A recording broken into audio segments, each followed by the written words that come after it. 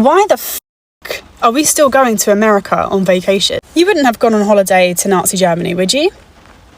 You wouldn't have gone and spent your hard-earned money in a state that was actively committing a genocide, would you? You wouldn't have knowingly gone and spent your money and therefore supported an economy of a state that was knowingly committing human rights monstrosities, would you? So why the f*** are we still going to America on vacation? How many countries has the US bombed in the last 12 months? Yemen, Somalia, Iran, Iraq, Syria. They've obviously massively funded the genocide in Palestine. They've kidnapped the Venezuelan president. Oh, they're kidnapping their own people on the streets and shooting people in the face if they dare to try and stop them. But you want to go there? You want to choose to go there? I can only assume that if you've managed to get a visa to go to the United States of embarrassment, you likely have the opportunity to go to many other places. Explain it to me like I'm 5. There's one thing, it's difficult to avoid supporting America in some sense because so much is owned by them, so many companies are owned by them, and I'm trying not to be too judgmental, but if you're actively choosing to get on a plane, pay your visa fees, and go spend money in that hellhole, can you explain it to me? Because I don't understand. The USA boycott by the rest of the world, the other 7.7 billion people, the United States is only 350 million. They're all boycotting the United States of America. They're boycotting coming here in tourism. We're set to lose 70 billion just in 2025. They're boycotting our products, and they are saying these horrible things about the USA because they're true. We have bombed 7 countries in less than 1 year. We actually attacked a country and kidnapped their president. Now multiply that by another 3. Not only will we have a recession, we will have a depression, and we will not recover from our relationships with the rest of the world, which we need because we are a global economy. What's up, everybody? Welcome back to the channel. Listen, the world is boycotting the United States of America. People are not coming for tourism anymore. Canada has been doing it for a while, and now the rest of the world is actually doing it. They're saying a lot of things about America, and one of them actually being, a lot of them having concerns of being harassed by masked men. We all know who they are, the ICE people.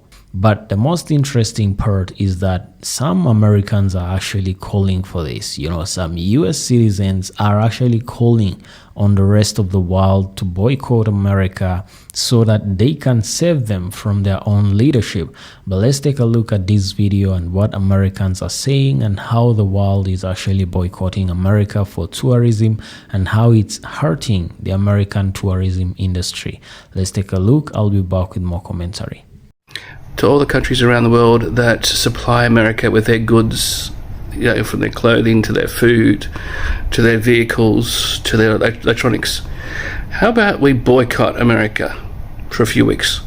Stop sending stuff over there. They have no production over there in America, so let's just see if we can teach them a lesson. I'm sorry, but USA, you can no longer provide a safe environment for world athletes and international visitors. The World Cup and Olympics should be relocated. People don't hate us because they ain't us. They hate us because we go around the world dropping bombs on them and acting like a bully. Because if you're actually worried about U.S. national security, you should be a lot less worried about Greenland and immigrants and a lot more worried about how Trump's words and actions are causing people all around the world to radicalize against Americans. And with good reason. When the President of the United States is openly discussing invading and stealing a foreign country, not because they committed an act of war against us or because we have any territorial claim to that land, but because he he wants it. When they go in and kidnap a foreign leader, no matter how hated, and when he makes no secret of the fact that his interest in those countries is to plunder their natural resources, why would anyone like us? And I'm not even talking about governments here. I'm talking about individuals and individuals that form groups, especially when they see that their governments and institutions aren't doing enough to condemn and stop the United States of America. There are Americans who get this and Americans who don't. And to the ones who don't, you need to wake the F up and realize he's the one causing anti-American sentiment to go through the roof. Well, the World Cup is actually scheduled to happen in America, and I've seen a lot of people actually canceling their tickets. A lot of people are airing their feelings, and some fans are actually saying that they are not going to be participating in the World Cup this year just because they're afraid of coming to the States. And that's actually a big concern for a big country like the United States, which is a global power, the country which is supposed to be a model for other countries in the world. We have seen allies like in the European Union, people coming up and actually condemning what the Orange Man is saying about taking over Greenland just because of its resources. Yeah, people are not happy with exactly what is happening right now. It is strange because most Americans are actually happy about this boycott and they are calling for it. But let's take a look. If you're a non-American and you're pissed about what Trump's doing right now, can I just give you permission as an American to boycott the shit out of us? The US is currently a danger to herself and to others. They don't care about international law or human rights. The only thing that currently speaks in the US is money. We haven't been a full democracy in years, even before Trump. We're basically an oligarchy. So boycott on your own, join a Facebook group. I'll try to find some groups and link them below. If you hate what is happening, hit us where it hurts, and that is in the wallet. The world desperately needs to boycott us as Americans for our own good, because I'm learning about this bird flu thing and I'm just having a hard time grasping it at all.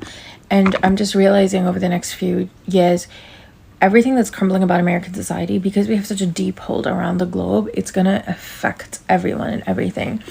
And so we really should be isolated. Like, you should avoid us like the plague that we are, and boycott us internationally. Like, it's beyond time for America to be under sanctions. Like, we are not good, right?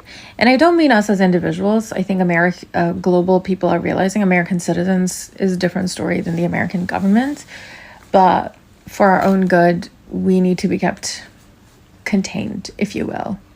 Because what do you mean we have a bird flu?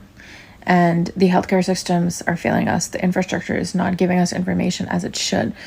I don't know how to mitigate this. I work in public health and I have no idea about this.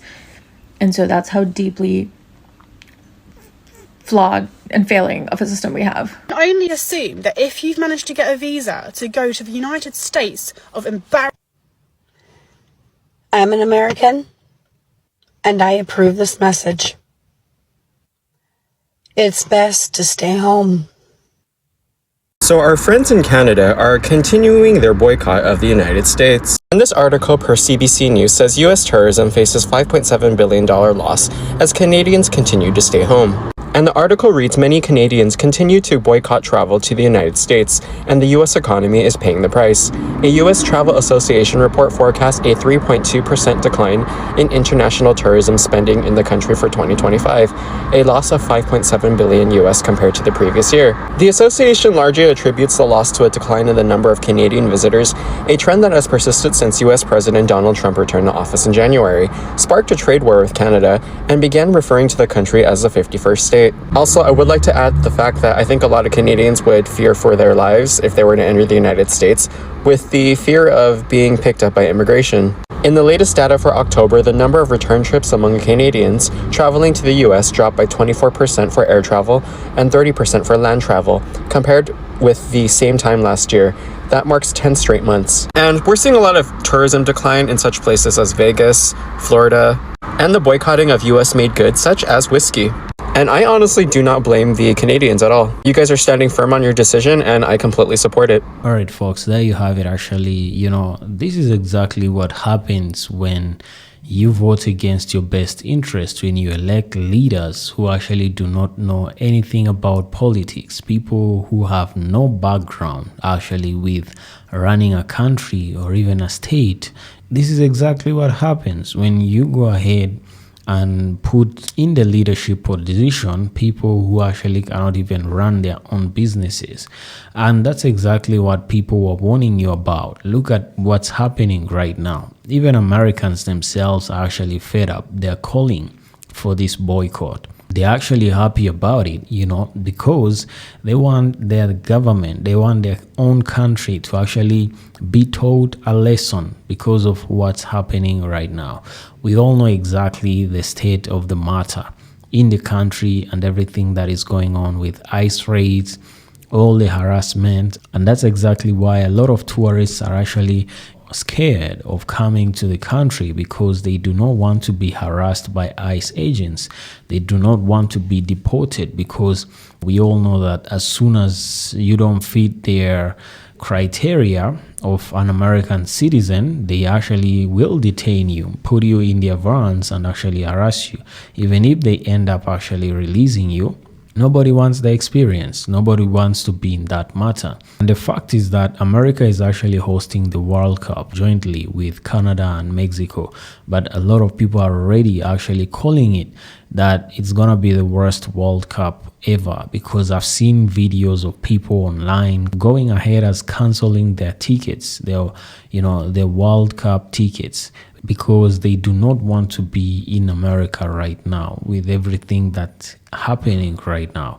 A lot of people are scared. A lot of people do not want to be harassed. So what's going to happen? Are we going to have the worst World Cup ever, or are we going to have World Cup without fans? Because we all know that Americans actually are not fans of soccer. They call it soccer, but it's football. Now, with regards to tourism, a lot of actually MAGA states, deep red states, have been actually hit hard, especially Florida, Las Vegas, Nevada. These are stronghold MAGA states, but they voted for the orange man.